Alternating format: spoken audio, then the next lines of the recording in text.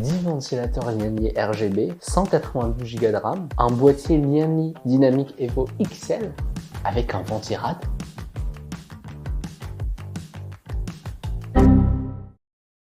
C'est la config la plus bizarre que j'ai vue jusqu'à maintenant.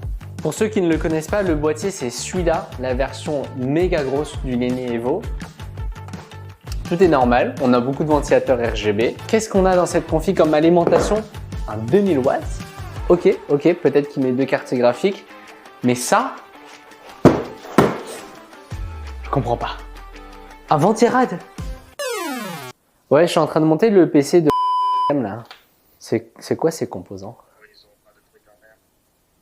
Attends, c'est une workstation, mais ils veulent un peu de bling parce qu'ils vont jouer de temps en temps quand ils n'ont rien à faire. Et pourquoi 2000 watts d'alimentation? D'accord. Donc, ils préparent à mettre 2 cartes graphiques. Ça peut partir cet après-midi, ouais. On a toutes nos réponses. On y va.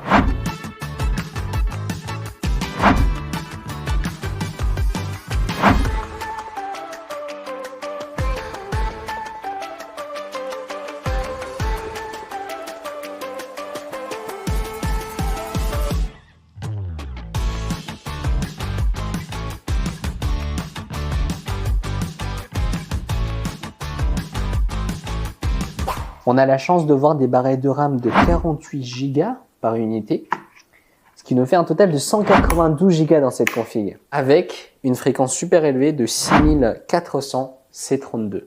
À voir si le XMP passe avec 4 barrettes. C'est une nouvelle référence chez Corsair, donc c'est le nouveau haut de gamme. Avant on avait les Dominator, on les a toujours, mais ils ont rajouté une couche par-dessus, les Titanium.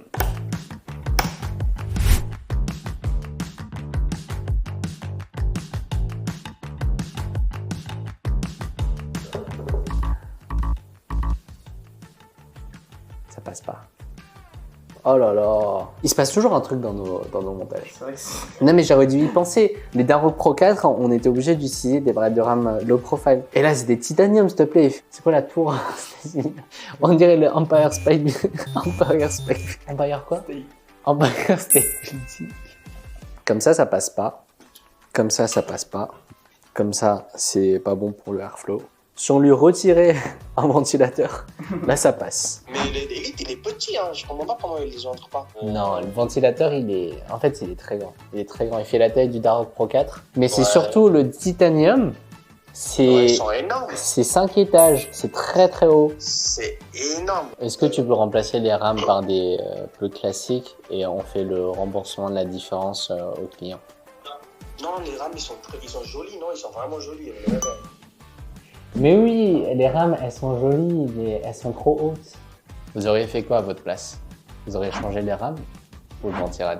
C'est dommage, j'aurais voulu bien tester ce ventirad, c'est la première fois que je le fais. En plus, ça fait très longtemps qu'on n'a pas monté des énormes ventirad comme ça me manque un peu. Changement de projet, on va appeler le vendeur qui va appeler le client et nous on va manger.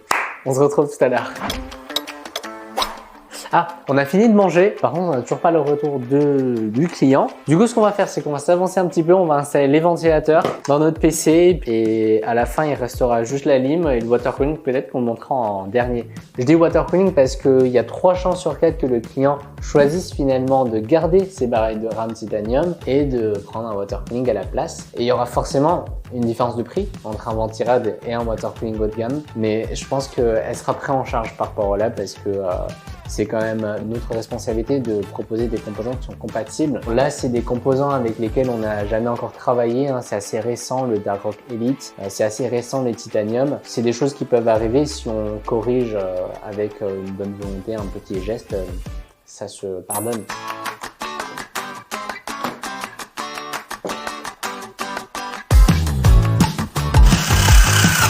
Ça y est, on a le retour du client, donc il est OK pour passer sur le water cooling, je vous l'avais dit. On a le LT720 qui est légèrement plus cher, mais qui va être très performant. Comme on a un water cooling, et certains l'ont peut-être déjà remarqué, vous avez compris qu'on mettait des ventilateurs en haut. Hop. Donc on a un kit de ventilateurs qui était déjà prévu pour ici. Maintenant qu'on a les ventilateurs du water cooling en plus, ce qu'on va faire, c'est qu'on va faire un push-pull. Donc pour ceux qui ne le savent pas, vous allez le découvrir tout de suite ce que c'est.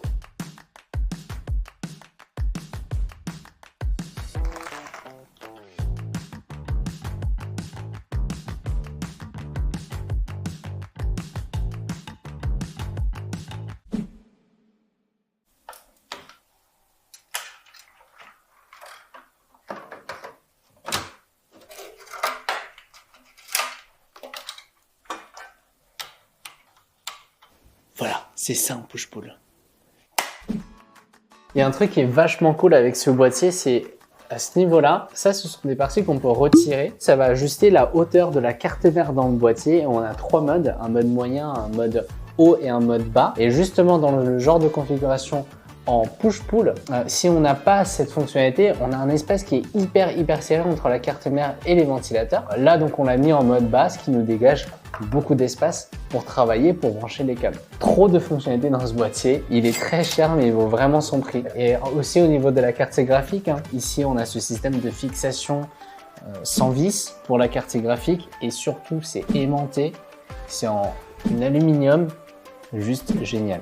Enfin, terminé le montage de ce magnifique Lian XL Evo.